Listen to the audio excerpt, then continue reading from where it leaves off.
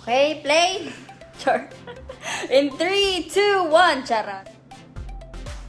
Hi all, welcome back to my channel. It's me again, Kai. Back with another okay gandang quarantine day. And I'm back with another video.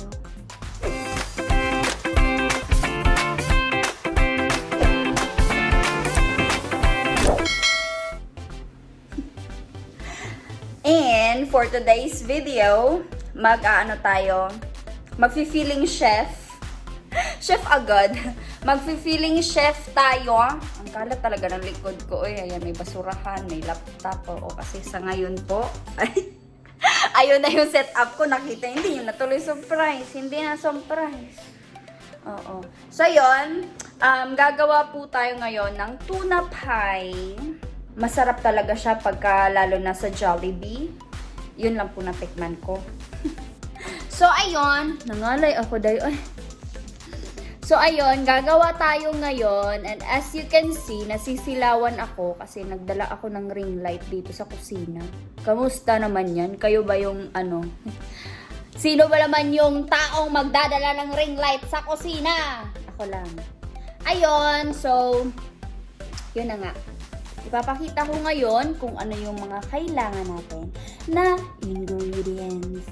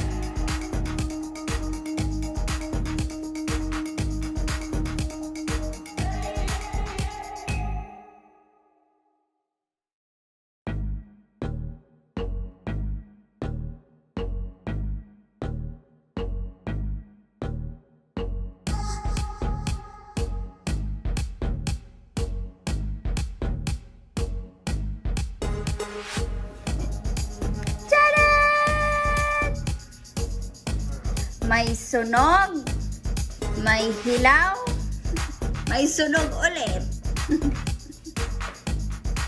Yan na po ang ating finished product. Ay, hindi pala. Finished product. Char. And, taran! Tapos na nga siya. Dahil lang si Maan. Ayun na, lumabas na yung cheese. Hindi ko siya masyadong na-seal ng maayos. So, ayan, nagsilabasan. May mga sobra pa akong tuna. And, gagawa pa ako ulit mamaya. Ngayon, tikman na natin kung ano ang ating masasabi.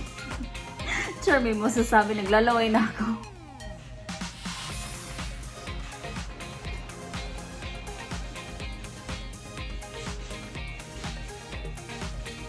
No! Hala! Masarap siya! Kahit sunog!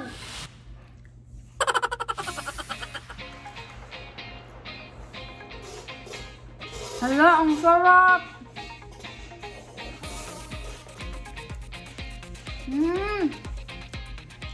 Nakita ko lang kasi ito sa friend ko, guys. Na nagawa siya ng ganito. Sabi ko, paano yung gawin? Ayun. Hala, ang sarap! Totoo! Hindi ako nagkikemering ko. Ay! Hindi ako nagkikemering lang. Totoo talaga masarap siya. Guys. Ang loob. Wow, umuusok pa.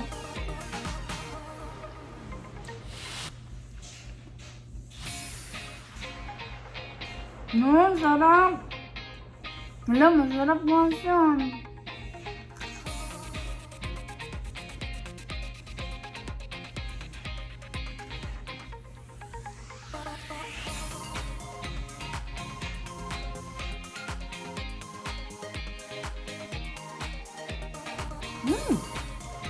Nagpapasarap din kasi sa kanya yung skyflake. Hindi, yung crackers. Pang breadcrumbs lang yung crackers. Tapos yung yung tuna. Yung cheese. Ayan, masarap sila i-combine yung tuna tsaka yung cheese. Di ba nakikita? Hindi nakikita ata. Naka-front cam kasi ako eh.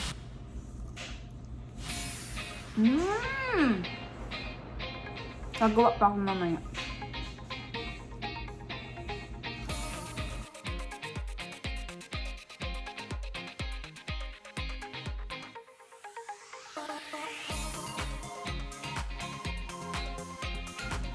Walang etos, guys.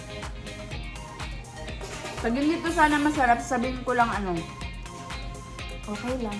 Saan? Okay lang, kasi sarili ko kasing gawa. Parang ang pangit naman kasi na nasabihin ko na masarap. Parang sariling puri. Pero ito talaga totoo, masarap siya. Kahit kayo sigurong gumawa, masarap.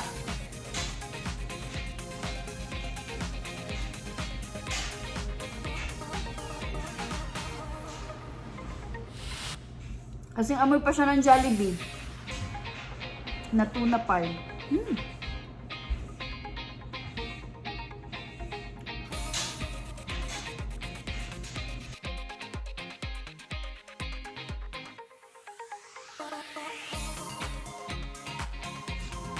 So, ayan. That's it for tonight. Guys, tapos na akong kumain. Okay siya. Napakasarap as in. Ang sarap po ng combination ng tuna tsaka ng cheese. So, yun lang talaga masasabi ko. Masarap siya. Kaya, try nyo na, ha? Okay, thank you so much for watching. Hope you like and magawa nyo ang recipe ito. Kahit sunog-sunog yung pagkagawa ko kasi gusto po ng aking master well done. So, yun, nag-well done ako. So, ayun. Thank you so much for watching and I'll see you in my next vlog.